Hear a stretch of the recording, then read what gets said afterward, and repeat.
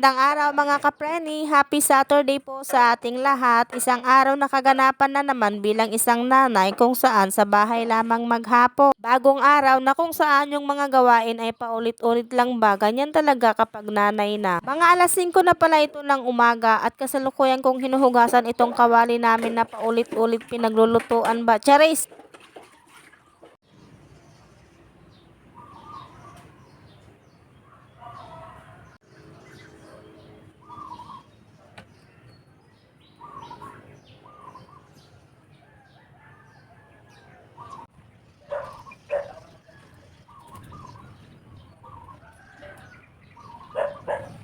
Welcome sa aming kusina mga ka-frenny at dito nga ay magsimula na akong magluto at isasalang ko na nga itong hinugasan kong kawali kanina ba. Nang uminit na nga itong isinalang kong kawali, sunod ko namang nilagay itong smoked fish na tira namin kagabi. Pinainit ko lang ngayon. May sariling mantika naman itong ginagamit kong kawali kaso hindi ako satisfied kaya naman nagdagdag ako ng kaunting mantika. Pagkatapos ay hinanda ko naman na itong kape namin ng aking anak.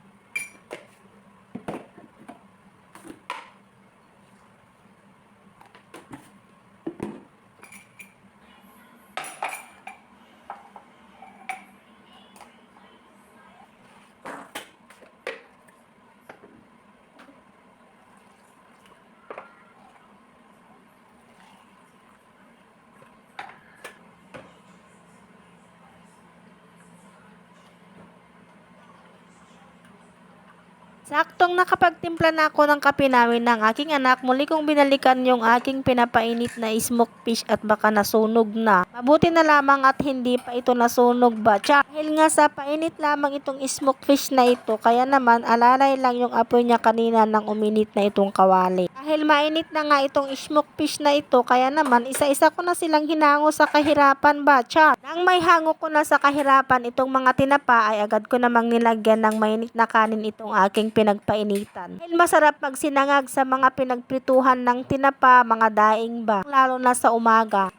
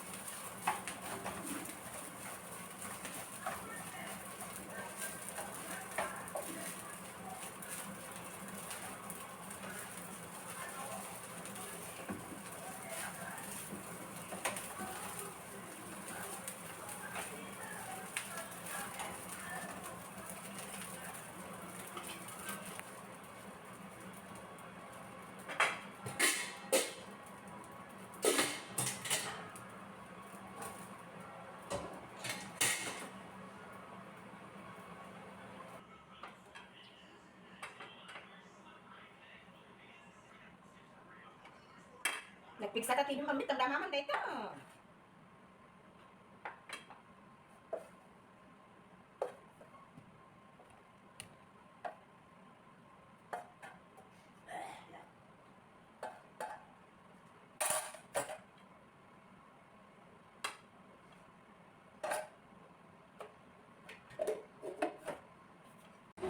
Ako, ang iyong mga pangalan,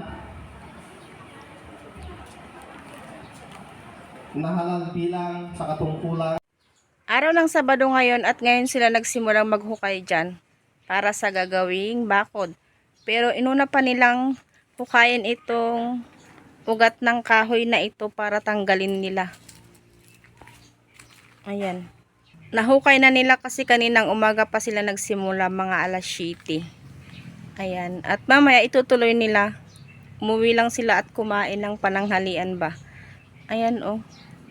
Kahoy na paper tree. Nilagyan nila ng tali doon sa gitna. Ayun oh yung tali.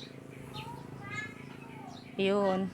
Para doon matutumba kapag dahil nahukay na nila at nahiwa pa nila yung mga ibang ugat at baka biglang bibigay mapunta dito sa may bahay. Kaya nilagyan nila ng ganun oh. Tali. Suporta ba? Tang suporta. Ayan. Mamaya tutumbahin lang nila yan. Ayun oh. Ito pa, hindi pa natanggal yung ibang ugat niya dito oh. Hindi pa naputol, baka puputulin nila yan. Saka yun. Ito ang mahirap kapag nagpabakod. Buti na lang at ito lang yung malaki. The rest wala na, yan lang.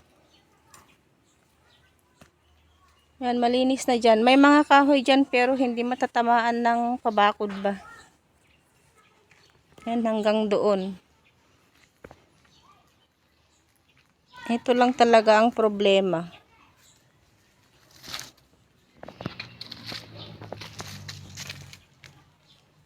Yan. Meron na ito nung nagpagawa ng bahay dito. Maliit pa. Ganyan siguro. Ganyan. Sa bugnay na yan. Ganyan kalaki noon ito. 6 years ago. Ayan, malaki na siya. May kasama itong isa doon. Pero nung nakaraang taon, bumagyo. Tinumba ng hangin kasi nga kusang tumubo ang mga ito. Buti na lamang at yung pagtumba niya hindi doon sa may harap ng bahay kundi patagilid. Tumama doon sa may, ayan oh, dyan sa may bakod na yan. Kaya yung mga sangan niya, mga dahon na punta doon sa kabila. Kaya nung tinanggal ko yung mga sanga, kumabilang bakod ako. Kaya ito naman, tatanggalin nila. Ayun oh, yung tali. Pang suporta. Yan. Matutumba dyan. Siguradong may madadali dito na konti. Tanim na mais dito sa kapitbahay na lote. Ayan, mga mais. Kawawa ang mga pananim. Walang masyadong ulan. Tignan nyo naman, oh, naging lason na yung mga dahon. Kinain pa ng insekto yung uod. At saka yung nilagay nilang fertilizer, hindi pa natunaw. Yung mga puti-puti na yan.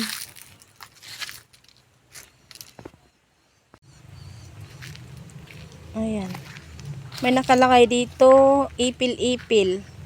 Sakto pa namang doon mismo sa may kinaroroonan niya, gagawa sila ng isang poste. Ayan. Ayan oh, natanggal na nila.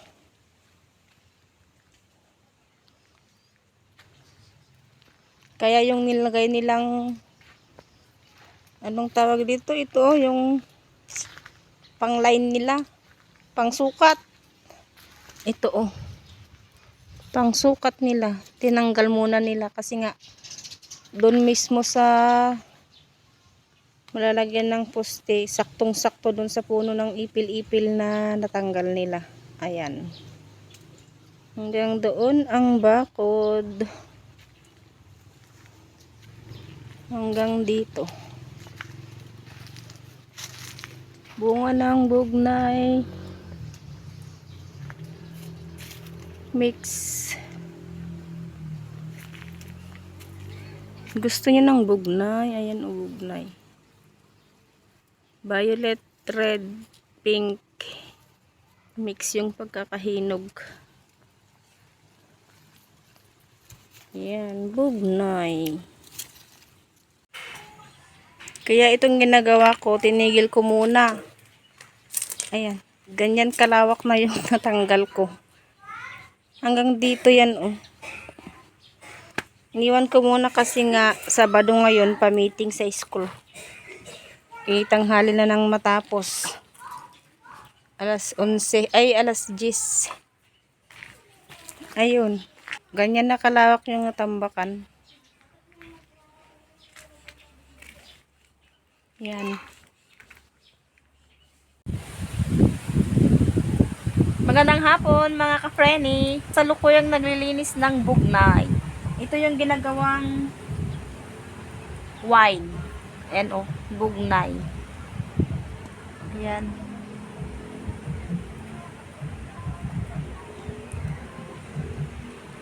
Dahil yung pinanggalingan niya, ayan, naputol. Saka yung may hagdan. Dahil hindi lahat ay nahinog, ayan, ayos na yan. Pwede na yan. Yung mga ganito, oh, tinatanggal namin yung puti. Yung may puti pa na ganyan, oh. Kasi hindi pa yan pwede kahit na may tubig na kasi asyadong maasim. Yan. Bugnay. Yan, bugnay. Yan.